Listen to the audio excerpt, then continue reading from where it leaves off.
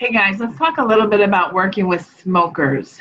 So what a lot of people want to do is they want to go in there and tap on, even though I crave this cigarette, even though I crave this cigarette. And that's fine. But at the end of the day, you're not going to get nearly as far as if you react to the cigarette as if the cigarette is a solution to a problem and not the problem itself. You can always go back and tap on the craving. Fine. Useful. But at the end of the day, the cigarette is covering up anxiety. So what you want to do is start digging in and looking around at what is the cause of anxiety. So the other night I had a student who was talking to me about a client she had who came to her and immediately said, "I'm not going to quit smoking. I just want to cut down." And so one thing I recommend right away is don't even try to take their cigarettes away. In fact, calm them down. Let them know, hey, I'm not here to take your cigarettes away. All I want to do is help you to calm down so that you don't have the desire for them. And ask them, is that okay?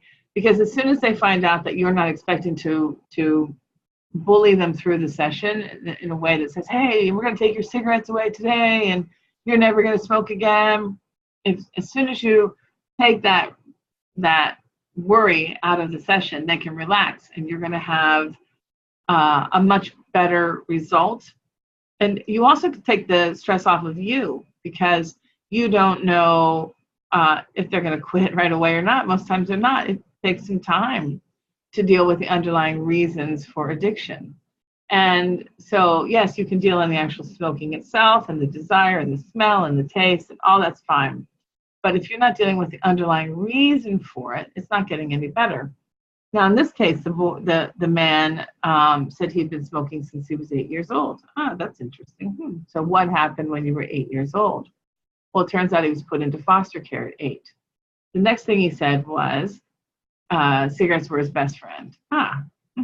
So we now know from just those two little hints that a lot of this probably has to do with abandonment, with feeling lonely in the world, with feeling scared, all of the things that an 8-year-old child would feel if they're taken away from their parents and put into a foster environment, and all of the things that we hear about that can happen in that situation, right?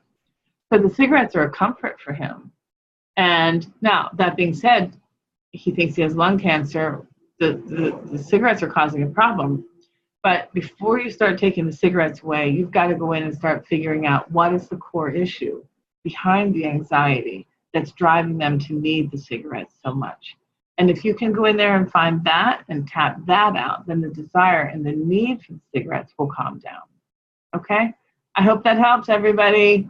Go help some people quit smoking. Bye.